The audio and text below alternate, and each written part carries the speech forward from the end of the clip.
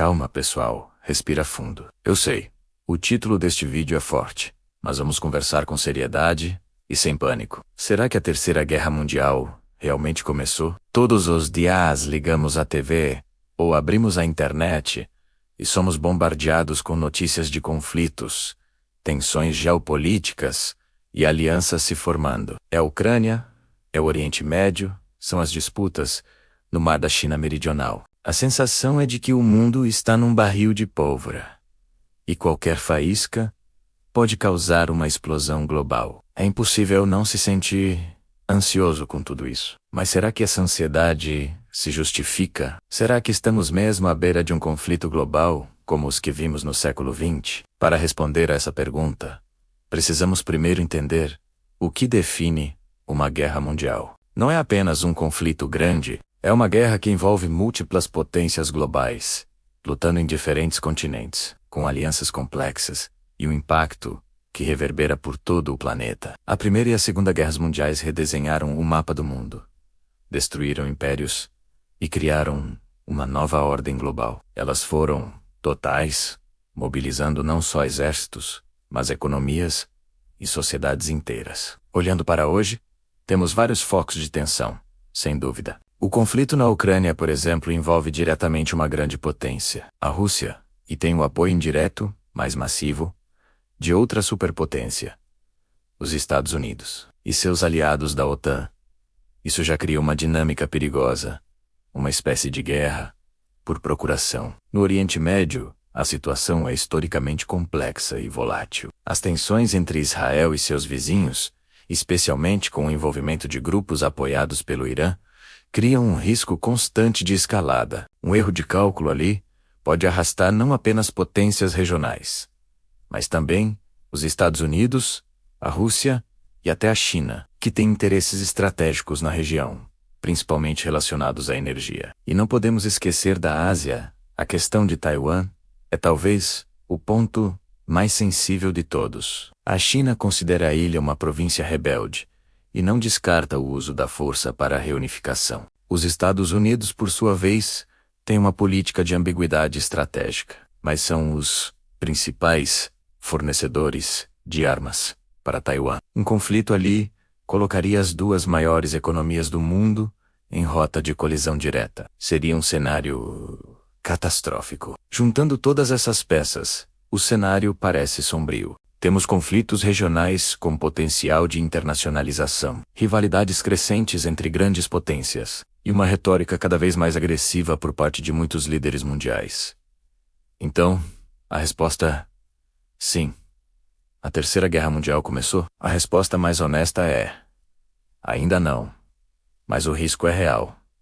E talvez o maior, desde a crise dos mísseis de Cuba. O que estamos vivendo é mais parecido com uma nova Guerra Fria, mas uma muito mais complexa e imprevisível do que a original. Na Primeira Guerra Fria, o mundo era bipolar, dividido entre Estados Unidos e União Soviética. Hoje, o poder é multipolar. Temos os Estados Unidos da América, a China em ascensão, uma Rússia assertiva, a União Europeia tentando encontrar seu papel, e potências regionais como Índia, Brasil e Turquia. Essa multiplicidade de atores torna as alianças mais fluidas e o cenário global muito mais difícil de prever e controlar. Outro fator crucial que diferencia nosso tempo das guerras mundiais passadas é a interdependência econômica. A China é a fábrica do mundo. Os Estados Unidos são o maior mercado consumidor. A Europa depende da energia russa,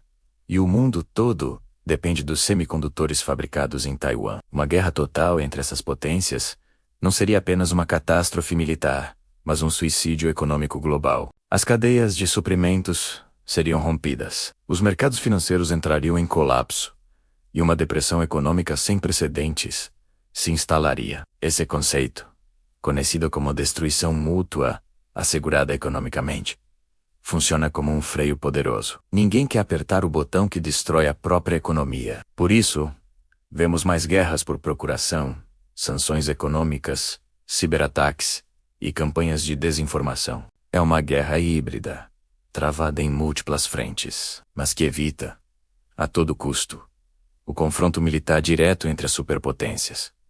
E claro, há o fator nuclear. A existência de milhares de ogivas nucleares nas mãos de várias nações cria a chamada destruição mútua assegurada. Desde Hiroshima e Nagasaki, todos os líderes sabem que uma guerra nuclear total não teria vencedores, apenas sobreviventes num mundo devastado. Esse é o maior fator de dissuasão que existe. Mesmo nos momentos mais tensos da Guerra Fria, a consciência do apocalipse nuclear impediu que os conflitos escalassem para um confronto direto entre Estados Unidos da América e o URSS.